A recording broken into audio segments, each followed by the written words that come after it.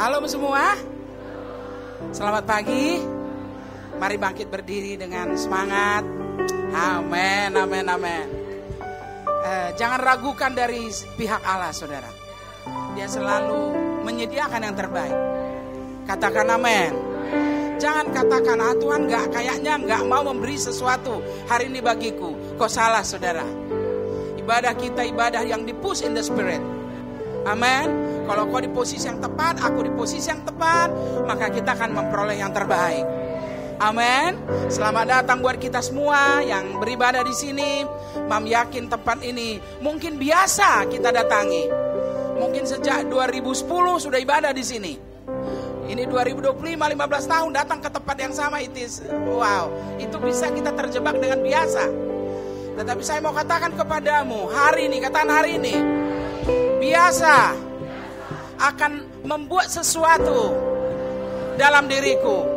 Aku akan dipimpin oleh Roh Tuhan, sehingga aku bertemu Tuhan dengan dimensi yang berbeda, dengan pengenalan yang berbeda.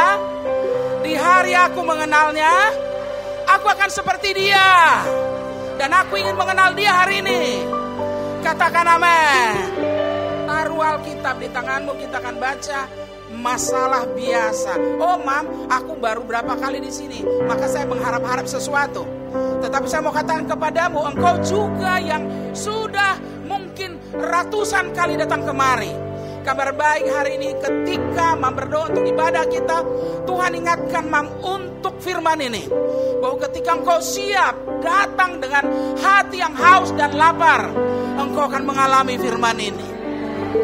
Katakan kiri dan kananmu, engkau akan mengalami firman yang akan kita baca ini.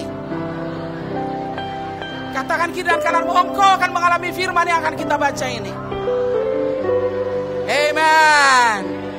Keluaran 3 ayat 1 sampai 5. Mari kita baca dengan semangat. Because walau dari awal, saudara, Allah ingin melakukan sesuatu yang kekal dalam diri kita. Katakan amin. Keluaran 3, semua kita baca dengan semangat, oke? 1, 2, 3. Adapun Musa, ia biasa menggembalakan kambing domba Yitro, mertuanya, imam di Midian. Sekali ketika ia menggiring kambing domba itu ke seberang padang gurun, sampailah ia ke gunung Allah. Kau akan sampai ke gunung Allah hari ini, yakni gunung Horeb. Lalu malaikat Tuhan menampakkan diri kepadanya di dalam nyala api yang keluar dari semak duri. Lalu ia melihat dan tampaklah semak duri itu menyala, tetapi tidak dimakan api. Sebab segala sesuatu yang dari Allah tidak akan merusak. Tidak ada sisa dari apa yang Tuhan kerjakan. Tidak ada debu dari apa pekerjaan Tuhan Allah dalam hidupmu. Tidak ada sisa, tidak ada yang jelek.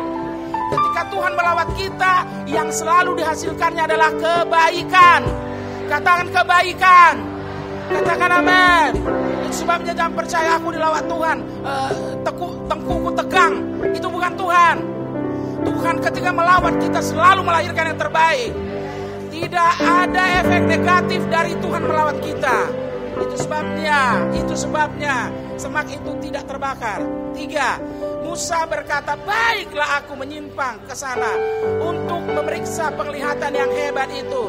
Mengapakah tidak terbakar semak duri itu? 4. Ketika dilihat Tuhan bahwa Musa menyimpang untuk memeriksanya, berserulah Allah dari ternyata itu Allah. Amin. Semak duri itu kepadanya, Musa, Musa. Dan ia menjawab, ya Allah, di hari yang kau dilawat Allah, engkau akan tahu itu Allah. Tidak ada lagi pertanyaan kalau itu bukan perasaanmu.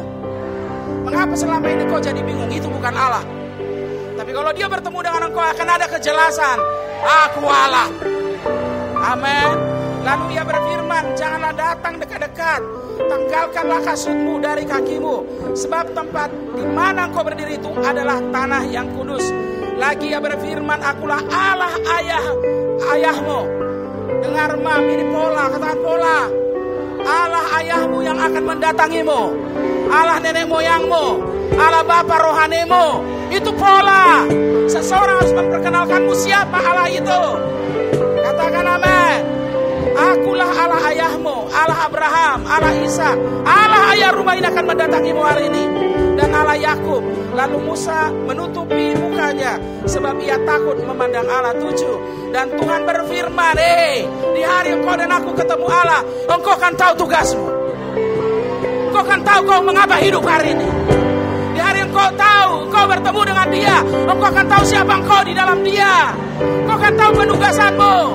Ketika Musa mengalami tuntunan roh, pergi ke seberang itu dan bertemu dengan Allah di gunung Allah di Horeb. Dengarkan saya, engkau akan tahu mengapa engkau ada. Dan sejak hari itu tidak ada keraguan dalam diri kita untuk apa kita hidup.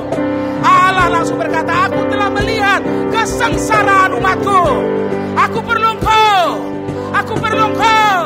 Tuhan seolah-olah berkata, aku melihat lilitan, aku melihat penjajahan, aku melihat depresi di kota ini. Sehingga Tuhan memilihmu. Kau bukan bagian dari depresi itu.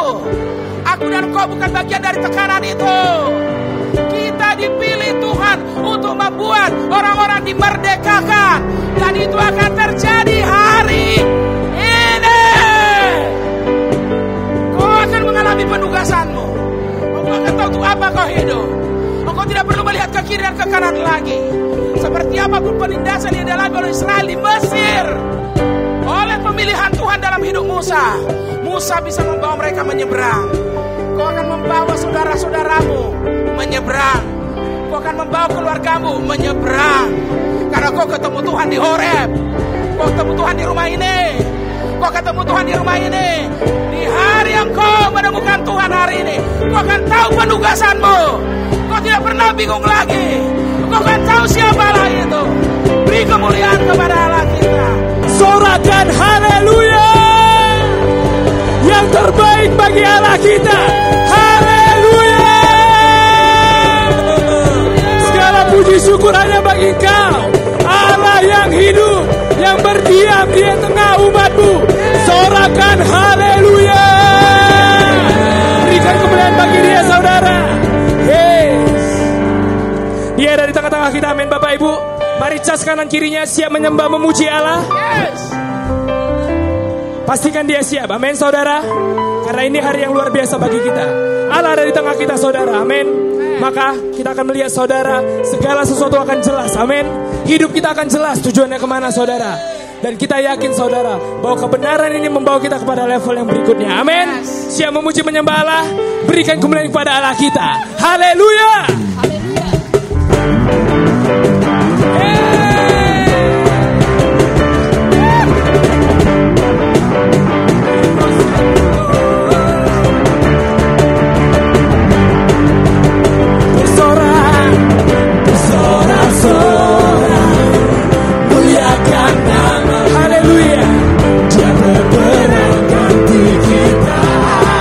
Bertepuk tangan, bertepuk tangan.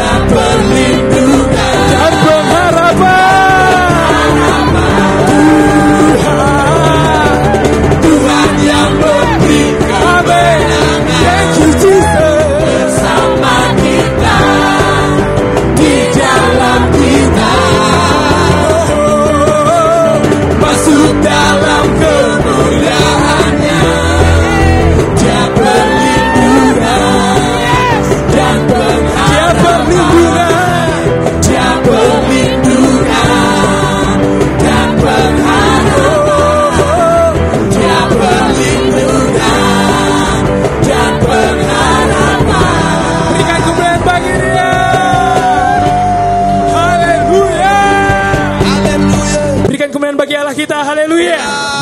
Yes.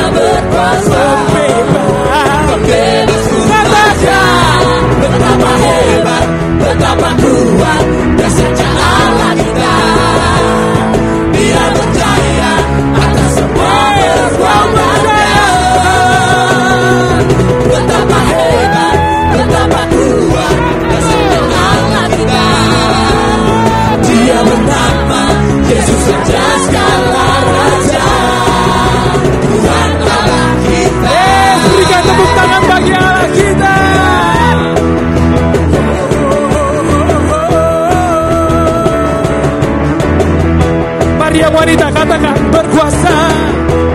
Berkuasa di bumi di surga,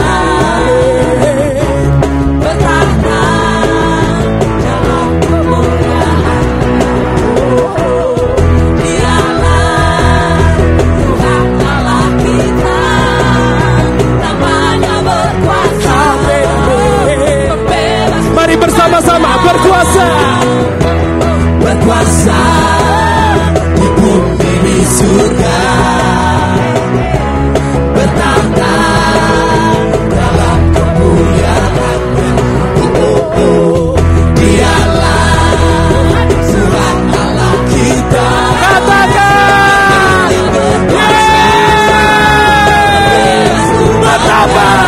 betapa hebat, betapa kuat dasarnya Allah kita. Dia percaya atas semua perbuatannya. Betapa hebat, betapa kuat dasarnya Allah kita. Dia bernama Yesus Raja segala raja. Betapa hebat, betapa kuat dasarnya Allah kita. Dia percaya semua perbuatannya. Betapa hebat, betapa kuat dasarnya Allah kita. Dia bernama Yesus Raja segala raja. Betapa, semua tepuk tangan. Betapa hebat, betapa kuat dasarnya Allah kita. Dia percaya atas semua perbuatannya. Betapa hebat, betapa kuat dasarnya Allah kita. Dia bernama Yesus Raja segala raja. Betapa hebat, betapa kuat dasarnya Allah kita. Dia percaya atas semua perbuatan Kau hebat. Betapa hebat, betapa kuat dasarnya Allah kita. Dia bernama Yesus Raja segala raja. Betapa hebat. Amin. Mari deklarasikan saudara. Haleluya. Atas semua perbuatannya. Betapa hebat, betapa kuat dasarnya Allah kita. Dia bernama Yesus Raja segala raja. Tuhan Allah kita. Haleluya. Tuhan Allah kita.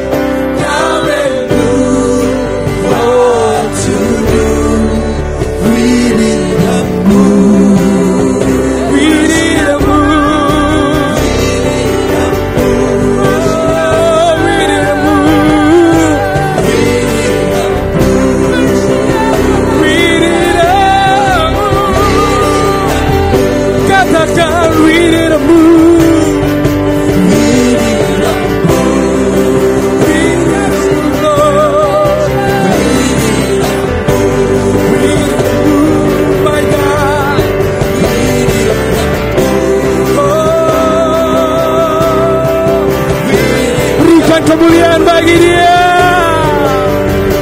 Mountains, mountains are still being moved. Strongholds are still being moved. Hallelujah. God will deliver. Yes, we can see that. Mountains are still what to do. Mountains are still being moved. Strongholds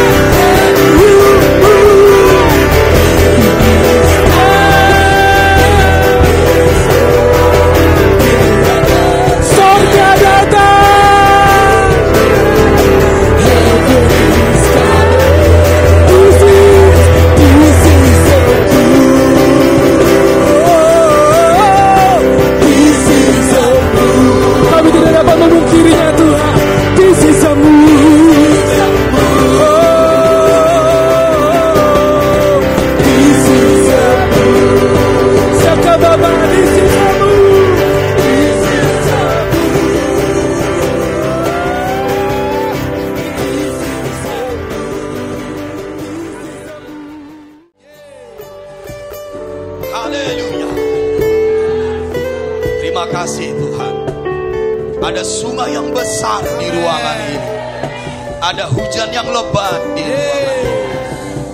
Kami percaya Tuhan, hati kami tidak akan pernah sama lagi. Pikiran kami tidak pernah sama lagi. Hidup kami tidak akan pernah sama lagi. Keadaan kami tidak akan pernah sama lagi. Tentulah lebih baik dan lebih sempurna dari sebelumnya. Terima kasih Tuhan. We are the agents of change, the transformer for this nation. In Jesus' mighty name. Haleluya. Biarlah Engkau diberkati hari ini dengan berkat yang sempurna dari Tuhan Yesus Kristus. Sebab Dia baik selama-lamanya. Terima kasih Tuhan. Terima kasih. Terpujilah nama. Terpujilah nama. Demi nama Yesus kami berdoa. Kami bersyukur. Kita yang sudah menerima berkat-Nya sama-sama berkata amin.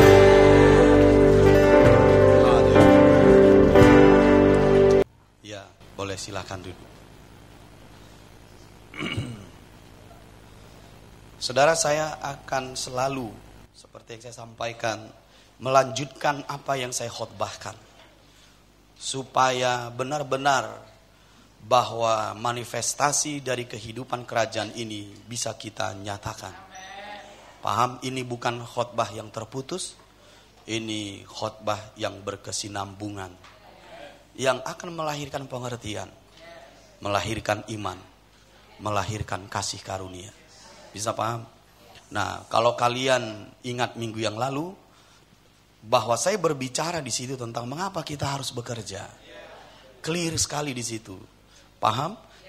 Dan yang saya sampaikan itu adalah kronologinya. Nah, untuk mendapatkan pengertian yang lebih dalam, dapatkan MP3-nya.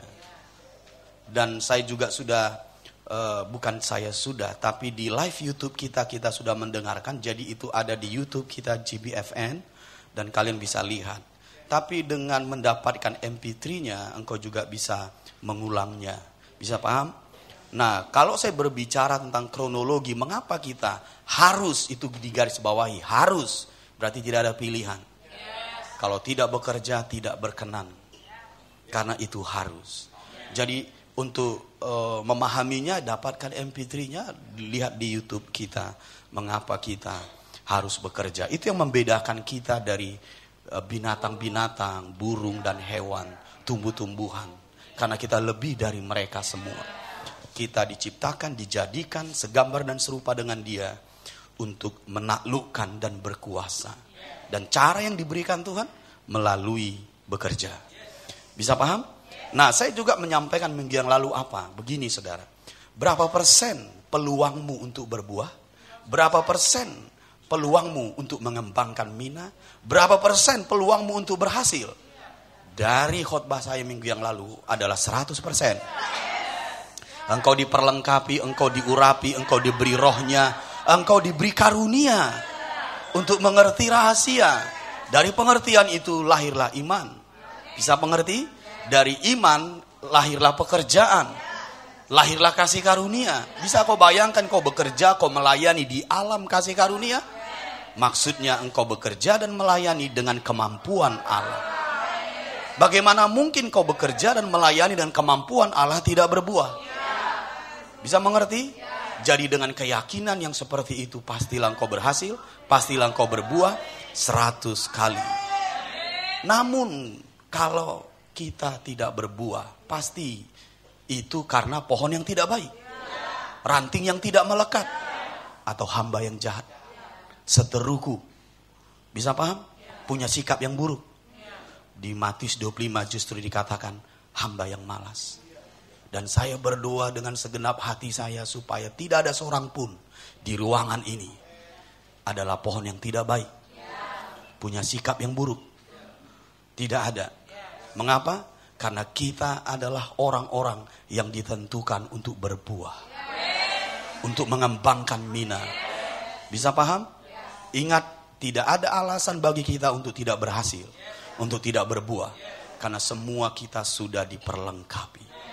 Kecuali pohon yang tidak baik, ranting yang tidak melekat, dan hamba yang jahat. Demi nama Yesus tidak ada seorang pun di ruangan ini yang dipotong, yang ditebang, yang dilempar ke penjara. Bisa mengerti? Karena engkau mengembangkan minamu, karena engkau bekerja untuk berbuah. Karena dengan itu Bapamu dimuliakan. Berarti tujuan kita diciptakan, dijadikan untuk memuliakannya. Ya tentulah karena engkau adalah ciptaannya. Pastilah itu untuk menjadi alat kesenangan baginya. Bisa paham maksud saya di sini? Amin dulu 2 kali. Nah, saya ingin melanjutkan begini. Tentu dengan topik yang sama. Mengapa kita harus bekerja? Memang sebelum-sebelumnya secara implisit ya saya menjelaskan mengapa kita bekerja, tapi di topik ini akan lebih spesifik dengan poin-poinnya nanti saya akan sebut mengapa kita harus bekerja. Minggu yang lalu kan kronologinya, betul kan? Pastilah hal-hal itu sudah kau ketahui sebelumnya, tapi kita mau lebih tegas lagi mengapa kita harus bekerja. Bisa mengerti? Kita akan mendapatkan poin-poinnya. Dan poin-poin itu akan saya sebutkan setelah saya menjelaskan panjang lebar tentang kebenarannya. Oleh sebab itu beri fokus supaya kau mengerti nanti pada saat saya sampaikan. Ini poinnya. Mengapa kita harus bekerja. Bisa paham maksud saya di sini?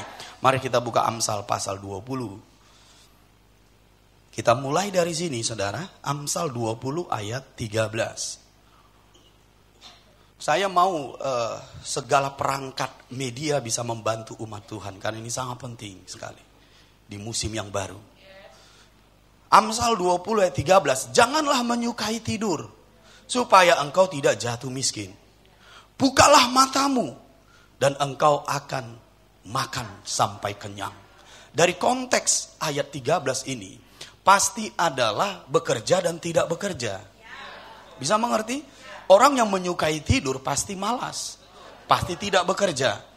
Mengertikah maksudnya di sini? Bukalah matamu, pasti ini orang yang bekerja. Jadi kalau kita buat bekerja versus tidak bekerja, kita akan melihat akibatnya. Orang yang tidak bekerja pasti jatuh miskin. Kekurangan itu maksudnya. Tapi orang yang bekerja pasti makan sampai kenyang. Ingat, bekerja versus tidak bekerja dari ayat ini. Mereka yang bekerja pasti makan sampai kenyang. Mereka yang tidak bekerja pasti jatuh miskin. Atau kekurangan. Bisa mengerti? Kalau kita lihat lagi Amsal pasal 10. Ayat yang kelima. Siapa mengumpulkan pada musim panas, ia berakal budi. Siapa tidur pada waktu panen, membuat malu. Kalau kita buat lagi dari ayat ini bekerja dan versus tidak bekerja, maka orang yang tidak bekerja mendatangkan malu. Tapi orang yang bekerja berakal budi. Orang yang berakal budi mendatangkan hormat, saudara. Bukan malu. Bisa mengerti maksud saya? Jadi orang yang tidak bekerja mendatangkan malu. Orang yang bekerja mendatangkan rasa hormat. Karena dia berhikmat, berakal budi. Bisa mengerti? Nah, kalau kita buka lagi satu ayat di Amsal 12 ayat 24.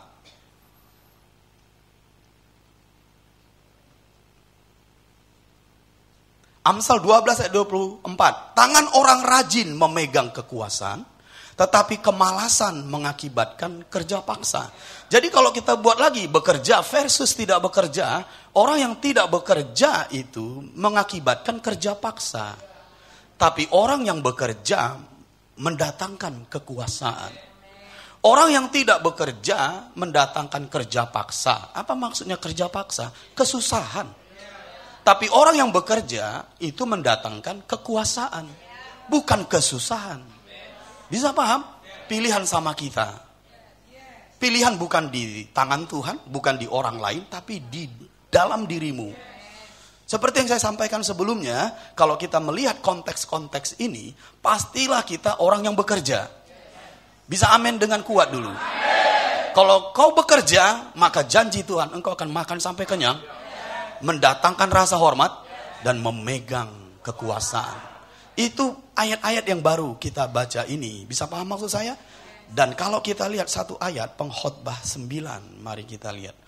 Pengkhotbah pasal 9 ayat yang ke-16. Pengkhotbah 9 ayat 16. Kataku, hikmat lebih baik daripada keperkasaan. Tetapi hikmat orang miskin dihina dan perkataannya tidak didengar orang. Bisa nggak kalian renungkan sebentar kalau ada orang yang kekurangan memberitakan Injil? Bisa paham nggak maksud saya di sini? Bisakah bayangkan kalau kita memberi nasihat ilahi kepada orang lain tapi kita kekurangan? Ayat ini berkata tidak didengar. Saudara, saya mau kita serius. Bukan sedang menilai dirimu, menilai yang di sampingmu. Kita sedang memahami kebenaran. Paham maksud saya? Menerima firman dan merenungkannya mendatangkan iman. Dan iman akan membuatmu berbeda dari orang yang tidak beriman. Bisa paham maksud saya? Karena ayat ini berkata, saudara, kita ini adalah agen perubahan. Yang membawa Indonesia yang baru. Yang dikatakan orang kedatangannya itu membawa kabar baik. Tapi kalau kita kekurangan, bagaimana kita melakukan itu? Karena ayat ini berkata, kita tidak didengar. Betapa pentingnya, saudara, untuk kita harus bekerja. Betapa pentingnya, very important. Nanti saya akan jelaskan bagaimana di masa lalu kita memberkati banyak orang dengan karunia rohani. Mungkin dengan mendoakan, menyampaikan firman, pergi penginjilan. Dengan karunia-karunia rohani yang diberikan roh kepada kita, kita bisa melayani banyak orang dan betul memang menghasilkan buah-buah jiwa. Karena buah itu bisa bermacam-macam. Ada buah jiwa, buah roh, buah kehidupan dan seterusnya. Bisa mengerti? Tapi sering sekali kita bisa terlena dengan itu tanpa memperhatikan tentang apa yang disebut kecukupan kita. Makanya sekarang banyak orang yang mulai mengalami goncangan ketika dia ingin melayani, ketika dia ingin memberitakan firman dan memberikan kasih karunia Tuhan dalam hidupnya, tapi dia tidak memiliki kecukupan, dia banyak hambatan sekarang. Ini suara profetik. Musim sudah berubah. Engkau harus memiliki dua kelimpahan ini. Satu karunia rohani, satu karunia jasmani. Bisa paham maksud saya? Kita nggak bisa membedakan satu dan yang lain. Itu sebabnya perlunya engkau bekerja. Sebab karunia rohani yang kau berikan itu, suara Tuhan yang kau berikan itu, bisa paham, Injil yang kau beritakan itu, kalau engkau kekurangan, itu bisa ditolak. Bisa paham? Jadi demi tujuan Tuhan dan demi namanya dimuliakan, anak-anakku dalam iman, engkau harus bekerja. Karena orang yang tidak bekerja mendatangkan kerja paksa, mendatangkan kesusahan. Orang yang tidak bekerja mendatangkan malu. Orang yang tidak bekerja mendatangkan kekurangan dan jatuh miskin. Dan di Pengkhotbah 9 jelas dikatakan, kalau kau memberitakan firman, engkau bisa ditolak atau tidak didengarkan. Bisa paham? Ini musim yang berbeda dari sebelumnya. 2 Tesalonika pasal yang ketiga. Saya akan buat poinnya nanti di akhir khotbah. 2 Tesalonika 3 ayat 1. Mari kita mulai sampai ayat 12. Selanjutnya, saudara-saudara, berdoalah untuk kami supaya firman Tuhan beroleh kemajuan dan dimuliakan, sama seperti yang telah terjadi di antara kamu. Dan supaya kami terlepas dari para pengacau dan orang-orang jahat. Sebab bukan semua orang yang beroleh iman. Memang betul kalau kita memberitakan firman, tidak semua orang menerima firman-Mu. Itu maksudnya di sini. Karena orang yang menerima firman pasti mendatangkan iman. Dan biasanya orang yang menolak firman-Mu menolak dirimu. Makanya kita harus berhati-hati sebagai pelayan Tuhan di luar sana. Karena tidak semua orang beroleh iman. Juga bisa nanti menjadi penentang-penentangmu. Tapi sudahlah, itu normal. Ayat ini berkata memang begitu. Bisa mengerti? Lanjut dulu ayat yang ketiga. Tetapi Tuhan adalah setia. Ia akan menguatkan hatimu dan memelihara kamu terhadap yang jahat.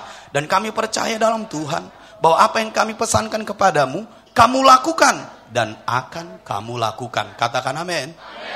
Pesan Bapak rohanimu harus kau lakukan. Itu anak-anak yang taat. Ayat yang kelima, kiranya Tuhan tetap menunjukkan hatimu kepada kasih Allah dan kepada ketabahan Kristus.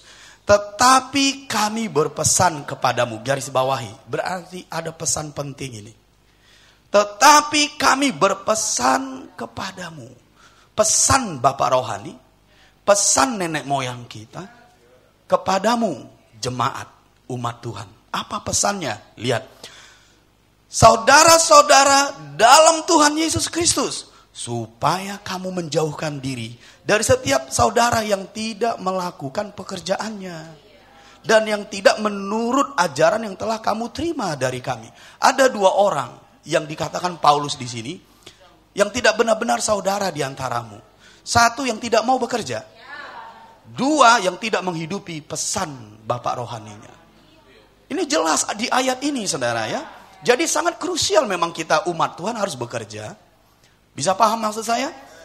Yang ketujuh, sebab kamu sendiri tahu bagaimana kamu harus mengikuti teladan kami. Apa maksudnya itu? Mereka juga bekerja.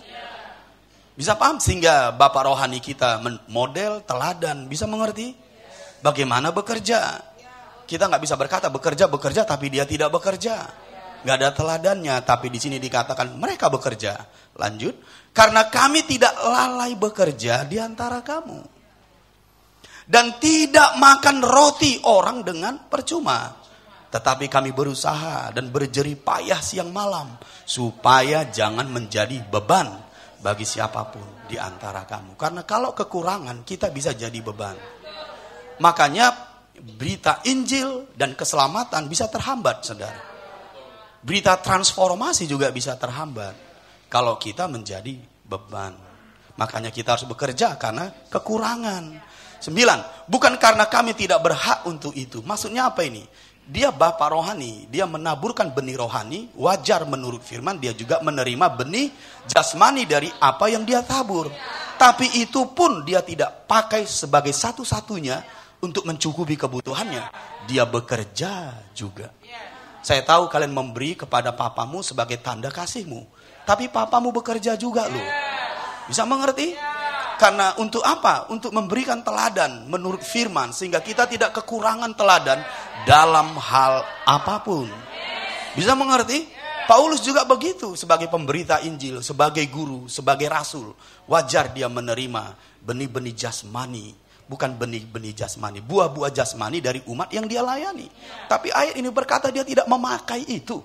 Dia tetap bekerja siang dan malam. Apa yang membuat dia lakukan itu? Untuk menjadi teladan. Sehingga setiap orang umat Tuhan juga harus bekerja. Bisa mengerti maksud saya?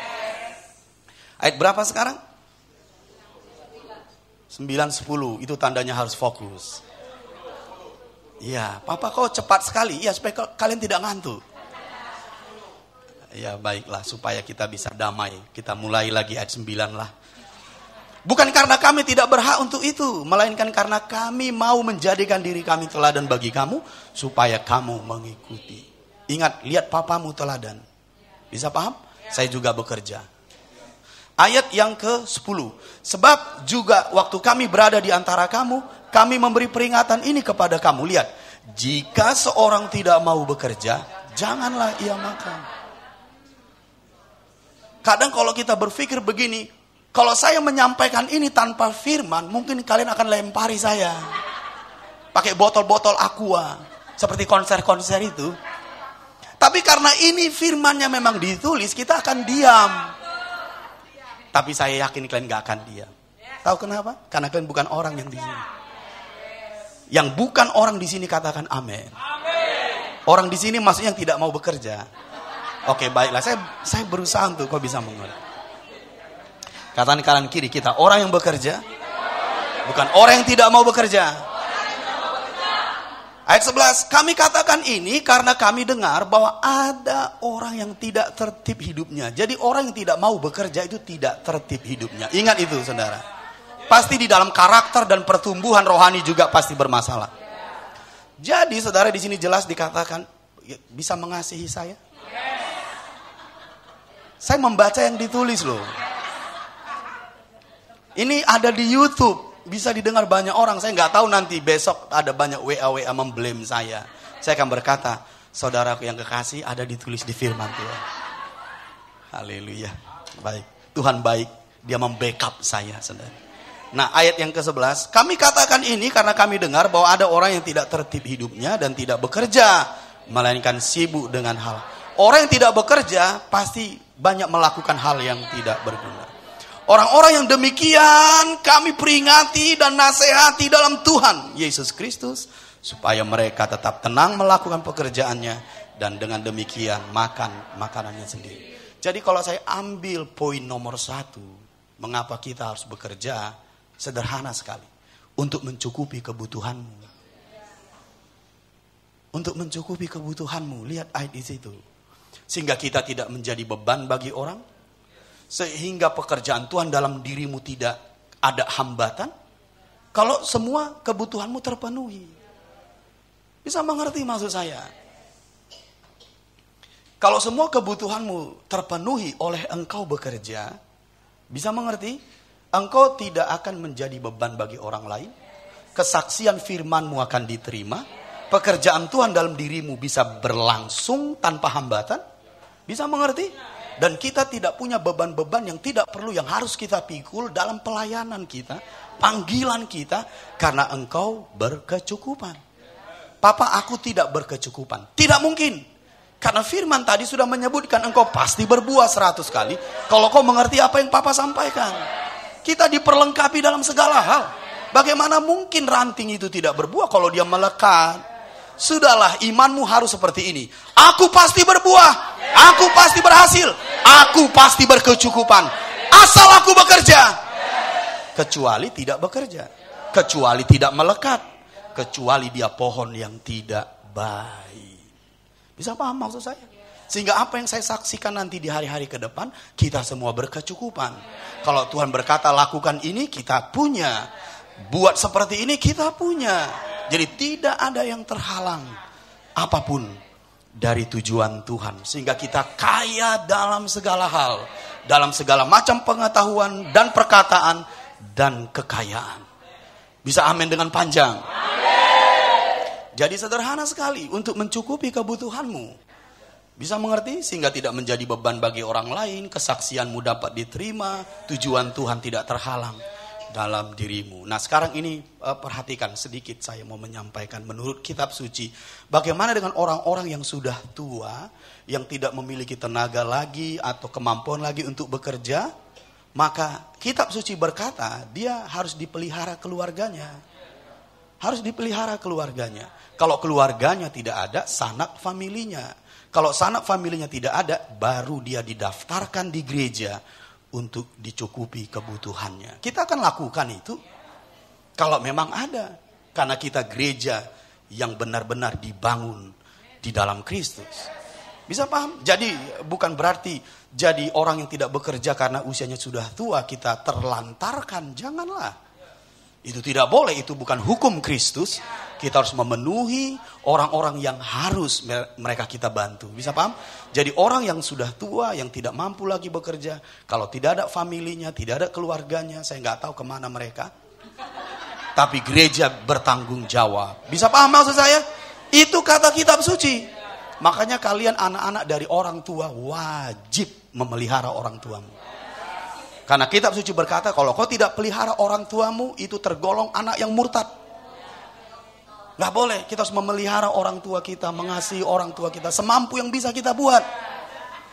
Kenapa amennya kecil? Bisa lebih besar lagi? Saya mau lebih besar lagi.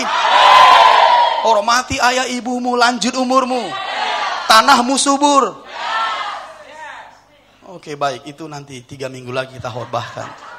Hukum Taurat, patikna palimahun. Kita bekerja untuk mencukupi kebutuhan kita.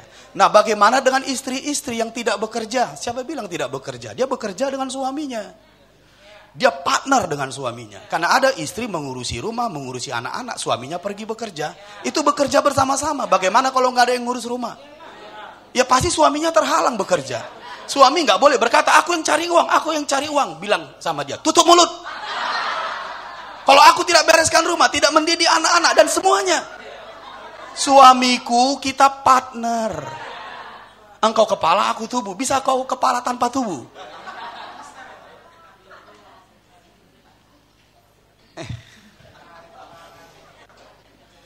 Karena dia punya uang, karena menghasilkan uang, dia pegang semua uangnya, salah konsep. Coba kalau istrimu nggak ada, kau pulang, semua bau. Anak-anak muntah di mana? Ini bisa mendatangkan malu bagi orang lain. Tapi kalau istrinya cakap, istrinya saleh, jangan dengarkan yang di sebelah sini. Mereka belum menikah, belum tahu itu, lupakan aja. Sok-sokan sebelah sini. Oh, ada yang baru ya, ada yang baru. Belum teruji. Belum teruji. Yang terujinya sebagai single aja. Coba bayangkan, tapi kalau istrinya cakap, istrinya saleh. Ketika suaminya pulang kerja, mereka partner. Suaminya menjadi produktif. Gak boleh saling merendahkan. Partner. Jadi istrinya termasuk bekerja? Iya. Tapi kalau dia masih usia produktif, dia bisa bekerja seperti suaminya tanpa mengganggu keseimbangan di rumah itu. Ya bekerja saja.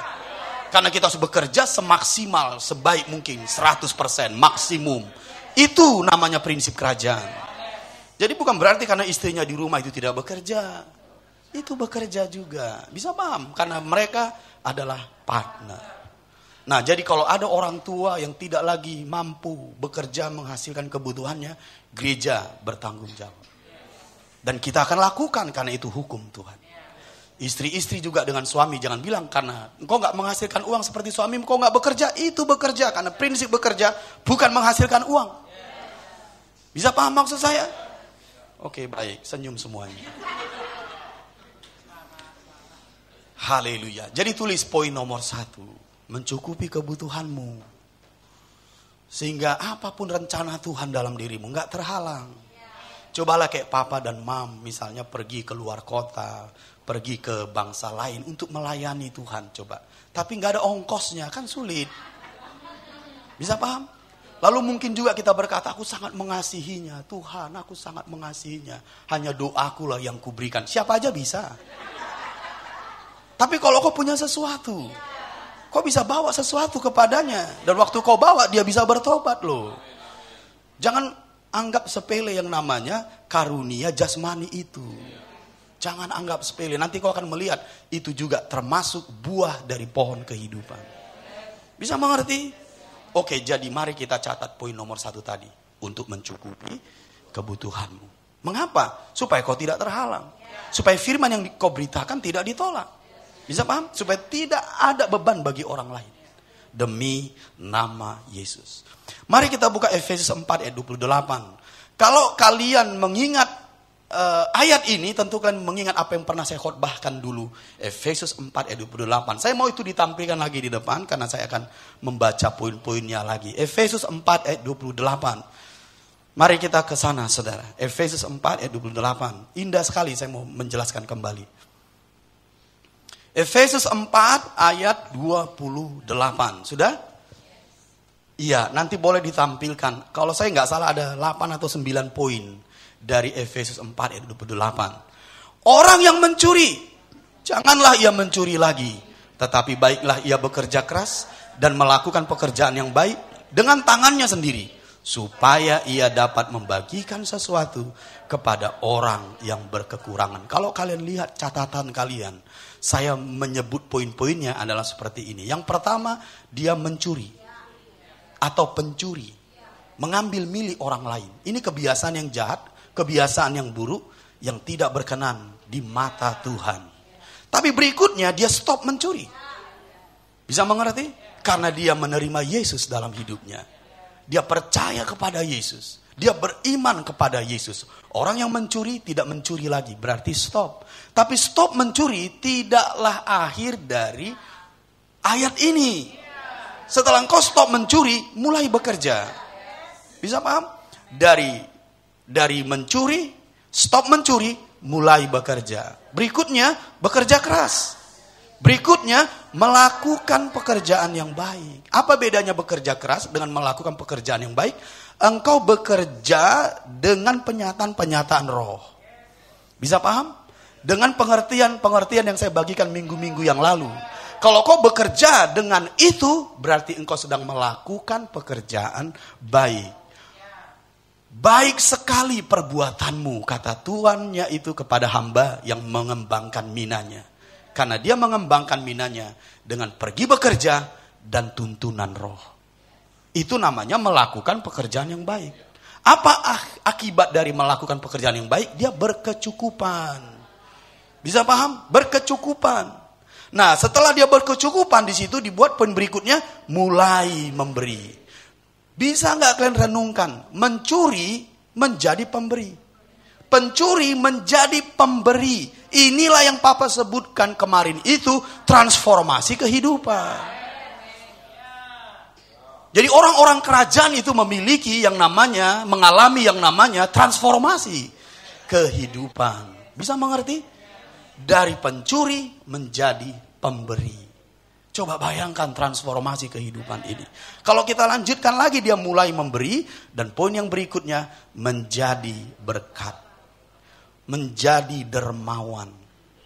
Menjadi pohon kehidupan, saya sebut. Nah, pertanyaan saya, kenapa disebut menjadi berkat bagi orang lain ini pohon kehidupan?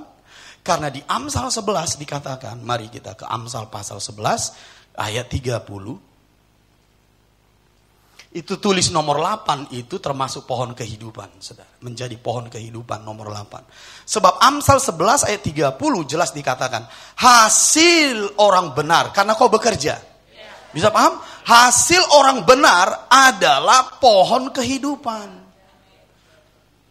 Jadi kalau kita bekerja itu tidak berakhir sampai engkau berkecukupan. Tapi engkau menjelma menjadi pohon kehidupan. Bisa paham? Nah, kalau kau menjelma menjadi pohon kehidupan, maka pohon kehidupan di sorga itu terlihat di muka bumi. Jadi hasil orang benar itu tidak sepele. Amsal berkata itu pohon kehidupan. Jadi kita tidak berakhir di kata berkecukupan, tapi kita berakhir menjadi berkat, menjadi pohon kehidupan. Kalau kita lihat di Wahyu pasal 22, mari kita lihat. Wahyu 22 ayat 2. Wahyu 22 ayat yang kedua, di situ disebutkan di tengah-tengah jalan kota itu, yaitu di seberang menyeberang sungai itu, ada pohon-pohon kehidupan yang berbuah 12 kali, tiap-tiap bulan sekali, dan daun pohon-pohon itu dipakai untuk menyembuhkan bangsa-bangsa. Jadi dampak dari hasil orang benar atau buah tadi itu membawa keselamatan. Yang kita tahu selama ini di masa lalu, buah-buah daripada orang Kristen itu, kita sering sekali berbicara kepada buah-buah jiwa. Itu benar. Dengan pelayanan kasih karunia Tuhan dalam dirimu, karunia-karunia rohani, itu banyak jiwa-jiwa yang dimenangkan. Itu benar. Ada juga yang menyebut buah itu adalah buah dari Roh Kudus, buah roh namanya. Itu udah fasih kita tahu di masa lalu. Dan penitik beratan kita di situ. Sampai kita lupa bahwa kita juga harus memiliki yang namanya hasil orang benar dalam bentuk uang, harta dan kekayaan.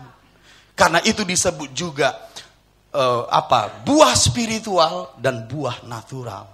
Dua-dua harus kau miliki. Bisa amin dulu. Karena kalau kita tidak berkecukupan, firman yang kau sampaikan bisa ditolak. Jadi dengarkan, buah jasmani atau yang kita sebut uang yang kau dapatkan dari bekerja itu bisa memajukan tujuan kerajaan, mendatangkan keselamatan. Bisa paham? Jadi kita nggak boleh sepele. Bekerja dan menghasilkan itu adalah buah dari pohon kehidupan. Dengarkan Papa. Hasil pekerjaanmu itu harus menjadi, dengarin Papa, hasil dari pekerjaanmu itu harus memberi kemajuan bagi kerajaan Tuhan. Kesitulah kau berikan. Jadi dermawan di sini bukan asal memberi. Karena banyak uang kita beri begitu saja, jangan. Dia harus punya tujuan menyembuhkan, menyelamatkan bangsa-bangsa. Makanya banyak orang-orang kaya yang diberkati Tuhan, memberi uangnya banyak untuk pelayanan penginjilan, tujuan kemajuan kerajaan, karena memang itu menurut firman. Jadi engkau bisa kaya secara spiritual, engkau bisa kaya secara jasmani atau natural. Dua-dua harus seimbang. Jadi orang karismatik penekanannya di masa lalu ya di sini. Sehingga banyak mereka menjadi pelayan-pelayan Tuhan yang sangat efektif dalam karunia-karunia rohani, tapi kekurangan. Kalian bisa lihat di masa lalu banyak yang kekurangan. Banyak yang tidak berkecukupan. Lalu mereka bilang yang penting melayani Tuhan. Enggak begitu. Engkau juga harus memiliki kecukupan. Malah berkelebihan. Dan menjadi pohon kehidupan. Jadi uangmu itu penting bagi tujuan kerajaan. Makanya saya sebut uang mina, iya. Karunia rohani juga mina, iya. Makanya mina itu ada bentuknya spiritual, ada natural. Bisa amin dengan panjang dulu. Katakan kanan kiri, jangan sepele dengan hasil orang benar saat dia bekerja. Saat dia bekerja, itu punya kemampuan untuk memajukan tujuan kerajaan. Haleluya! Dan dia bisa menjadi buah bagi kesembuhan bangsa-bangsa. Mari kita lihat Yehezkiel 47. Yehezkiel 47. Jadi apa yang sudah baik di masa lalu harus semakin lebih baik di masa yang baru, di musim yang baru ini. Apa maksudnya? Kita juga harus memperhatikan kecukupan kita. Bisa mengerti maksud saya? Mari kita ke Yehezkiel 47. Yehezkiel 47 ayat yang ke-12. Pada kedua tepi sungai itu tumbuh bermacam-macam pohon buah-buahan yang daunnya tidak layu dan buahnya tidak habis-habis. Tiap bulan ada lagi buahnya yang baru, sebab pohon-pohon itu mendapat air dari tempat yang kudus itu. Kita baca, buahnya menjadi makanan dan daunnya menjadi obat. Termasuk uangmu, termasuk hasilmu bekerja. Itu juga hal yang rohani. Katakan uangku, hal yang rohani. Bisa menjadi obat, bisa menjadi buah, kesembuhan bagi bangsa-bangsa. Jadi dua hal ini harus seimbang. Engkau bertumbuh dalam karunia dan kasih karunia secara rohani. Buah-buah roh, buah-buah pelayanan, jiwa-jiwa dan seterusnya. Tapi juga engkau harus memiliki hasil orang benar dalam bentuk buah-buah kecukupanmu. Sehingga apapun yang Tuhan suruh kepadamu, kau bisa lakukan. Tidak menjadi hambatan untuk hal apapun. Tidak menjadi beban bagi orang lain. Tidak mendatangkan cemooh. Jadi engkau berbuah 100 kali namanya. Bisa amin dengan panjang. Aku anak-anak kerajaan, katakan. Anak-anak Allah. Aku berbuah 30, 60, 100 kali. Katakan haleluya. Jadilah itu padamu. Engkau pohon tarbantin kebenaran yang membawa Indonesia yang baru di dalam nama Yesus. Berkecukupan dalam segala hal, kaya dalam segala hal. Engkau diurapi, amin. Engkau kaya, amin. Engkau diperlengkapi dengan hal-hal yang bersifat spiritual, amin. Tapi engkau juga kaya dalam natural, amin.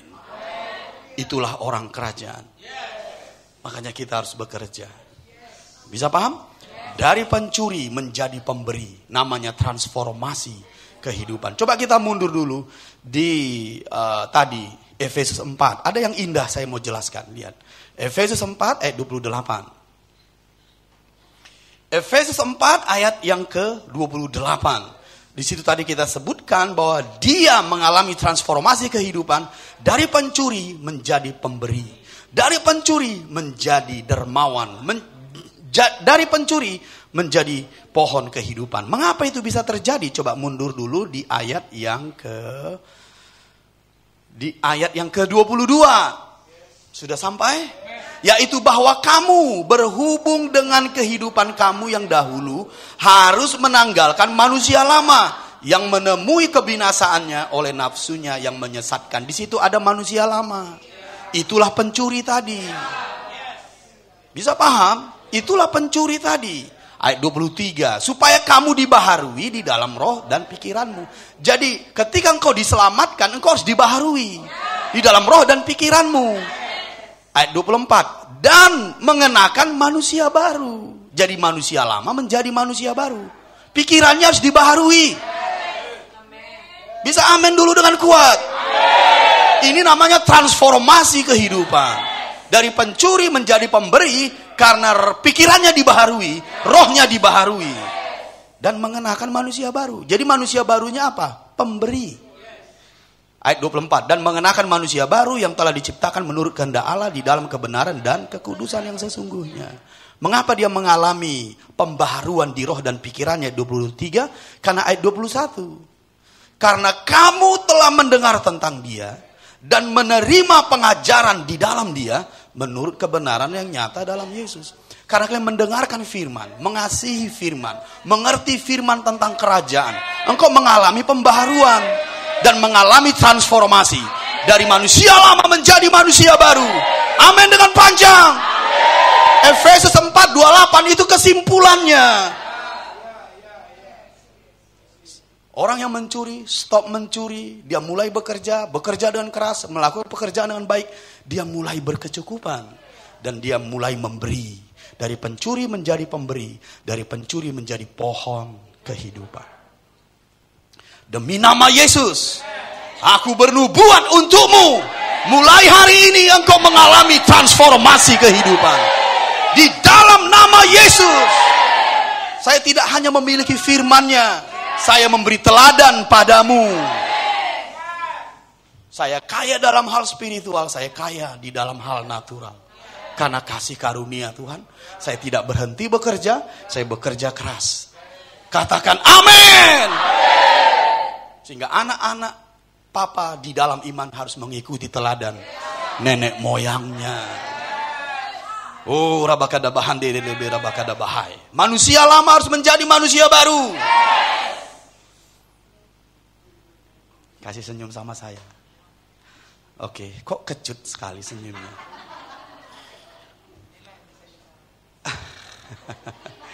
1 Korintus 15, mari kita lihat. 1 Korintus 15. 1 Korintus 15 ayat yang ke-10. Tetapi karena kasih karunia Allah, aku adalah sebagaimana aku ada sekarang. Dan kasih karunia yang dianugerahkannya kepadaku tidak sia-sia. Sebaliknya aku telah bekerja lebih keras daripada mereka semua. Tetapi bukannya aku, melainkan kasih karunia Allah yang menyertai aku. Katakan pekerjaan, tambah kasih karunia. Bisa paham? Bekerja dengan kemampuan Allah. Hasilnya luar biasa. Itulah yang dialami oleh Paulus. Paulus juga mengalami transformasi kehidupan. Dari pembunuh menjadi penyelamat. Dari Saulus menjadi Paulus. Dari pembunuh menjadi penyelamat. Itu mengalami transformasi kehidupan. Karena dia mengerjakan kasih karunia Allah yang ada padanya. Dan bekerja dengan keras. Di dalam nama Yesus. Menyala-nyala dan tersenyumlah bekerja. Itu orang kerajaan. Engkau tidak akan kekurangan kreativitas. Karena kau memiliki roh pengertian. Engkau tidak akan memiliki kelemahan di dalam tubuhmu. Karena darah Yesus menyembuhkanmu. Engkau tidak akan memiliki yang namanya roh pesimis. Karena kau memiliki roh kebangkitan. Segala perkara dapat kutanggung di dalam dia. Karena ada kekuatan ilahi dalam dirimu. Apa yang membuatmu berhenti? Tidak ada. Apa yang membuatmu menyerah? Tidak ada. Karena roh yang ada di dalammu lebih besar dari roh yang ada di dunia ini. Tidak ada yang bisa menghentikanmu. Tidak ada yang bisa menghalangimu. Roh yang di dalammu lebih besar dari roh yang ada di dunia ini. Apa yang membuatmu berhenti? Tidak ada. Itu sebabnya aku memberkatimu, berkembanglah. Aku memberkatimu, berbuahlah. Di dalam nama Yesus. Selagi hari masih siang, bekerjalah anak-anakku. Jangan tidur di musim panen. Bekerja. Bapa bekerja, Yesus bekerja. Engkau harus bekerja. Haleluya. Amin, amin, amin. Paulus bekerja, itu sebabnya dia mengalami transformasi dari seorang pembunuh menjadi penyelamat. Dan saya akan akhiri dengan ini. Dan saya akan berbicara kepadamu sebagai seorang bapak. Bisa paham? Kalau kita mengalami kekurangan, maka kebanyakan yang kita lakukan adalah stop memberi. Khususnya memberi ke Tuhan. Saya mengalaminya di saat-saat saya kurang. Tapi dengarin saya. Kadang ketika kita menghitungnya dan mulai tidak memberi karena kita hitung kurang, tetap kurang kan? Mengapa? Ada ayat firman-Nya supaya kita jangan terjebak dengan tipu daya. Coba kita lihat Matius pasal 6. Itu salah konsep, makanya tetap kurang. Matius 6 ayat 27. Bukan begitu caranya menghentikan kekurangan. Dengan mengurangi pemberian. Persembahan ke Tuhan dikurangi. Perpuluhan tidak diberi lagi. Karena kita mulai menghitung kurang. Cek anak-anakku, pengalaman papa di masa lalu tetap kurang. Karena bukan begitu jalan Tuhan. Bukan. Bisa paham? Nah, mari kita lihat di Matius 6 ayat 27. Siapakah di antara kamu yang karena kekhawatirannya, ketakutannya, dapat menambah sehasta saja pada jalan hidupnya. Engkau tidak akan bergerak dari kekurangan pada kecukupan. Itu maksudnya kalau engkau dikuasai kekhawatiran. Karena kau melihat itu kurang. Maka langkah kakimu untuk menerobos kekurangan itu diwarnai kekhawatiran, bukan iman. Makanya tetap kurang. Lihat papamu yang mengasihimu. Engkau tidak bisa menang melawan Tuhan. Jangan mau ditipu lagi oleh musuh kita yang namanya Mamon. Kau gak akan mengalami breakthrough finansial. Saya tahu kekurangan karena saya pernah mengalami itu. Tapi jalan keluarnya tetap iman dan keyakinan. Dan melangkah dengan tertatih-tatih menghidupi kebenaran. Dan aku melihat pertolongannya dari hari ke hari. Kalau kita mengelolanya dari kurang karena roh kekhawatiran dan ketakutan. Ayat ini berkata kau gak akan mengalami breakthrough finansial. Hati-hati konsepmu salah. Jadi kadang kita begitu, saya juga di masa lalu begitu. Mulai berhenti memberi, mulai mengurangi karena kekurangan. Bisa paham? Berarti kita mulai mengandalkan kekuatan kita untuk mengalami breakthrough finansial. Kita tidak menyerahkan kekhawatiran kita kepada Tuhan. Menyerahkan hidup kita kepada tangan pemeliharaannya. Dan fokus untuk bekerja, melangkah dengan iman. Tertatih-tatih lebih baik kalau itu menjadi lebih baik. Tidak ada solusi dari breakthrough finansial kalau kau hidup seperti itu. Ini nasihat Bapak. Bukan karena saya tidak memahami atau empati. Saya empati karena saya pernah mengalaminya. Sehingga apa yang terjadi di masa depan, di hari-hari ke depan, kita berkecukupan dalam segala sesuatu. Ingat karakter Tuhan, saya sampaikan minggu yang lalu. Ketika janda ini mengalami kekurangan yang sangat dramatis sekali. Sampai anak-anaknya mau dijual. Elisa nggak memberi dia uang.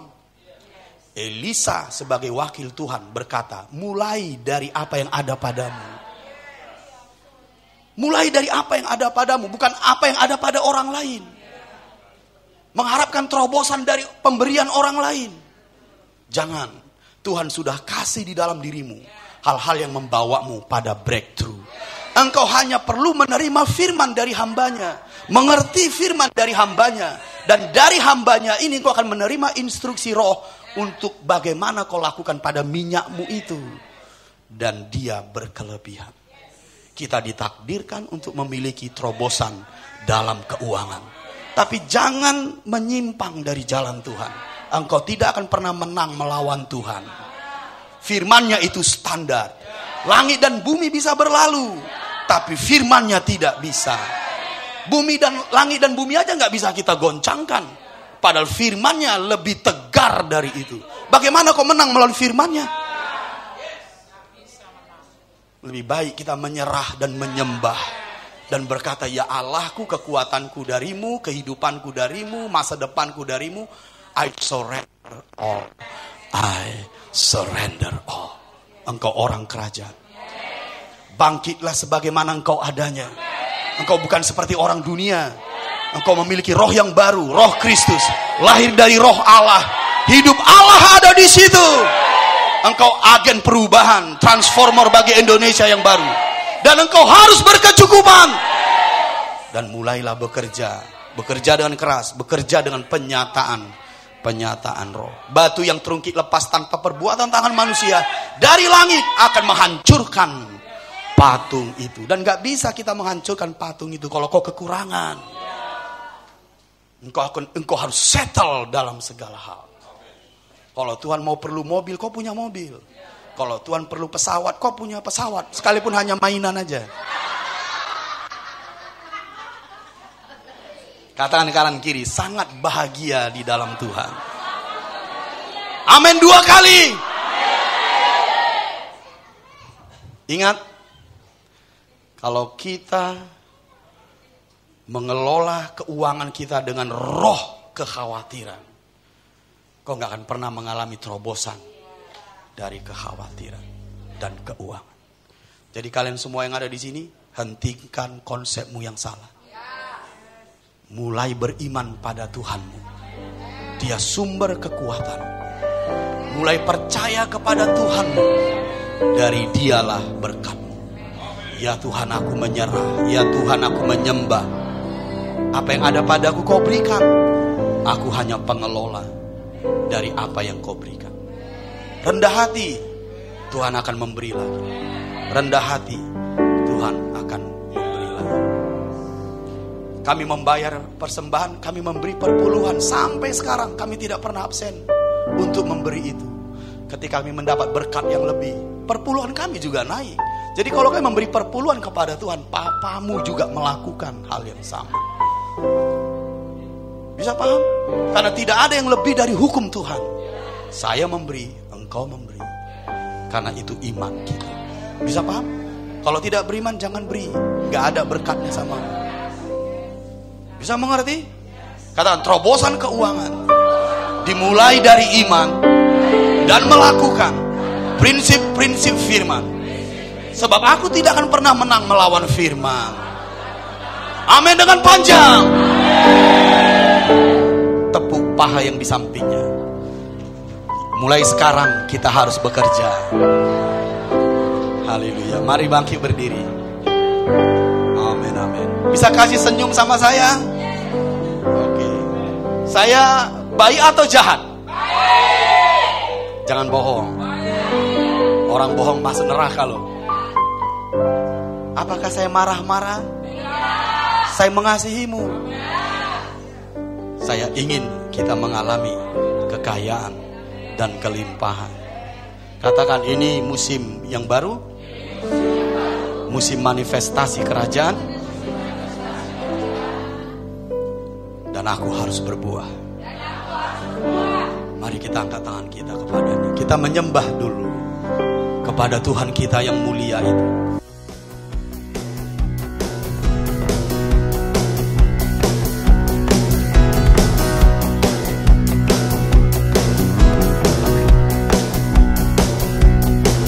If I see the invisible, I can do the impossible. God in me sets the captives free. With Him all things are possible. If I see the invisible, I can do the impossible. God in me sets the captives free.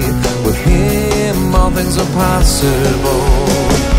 Now is our time, now is our time to arise and shine. No longer I, no longer I, but the life of Christ.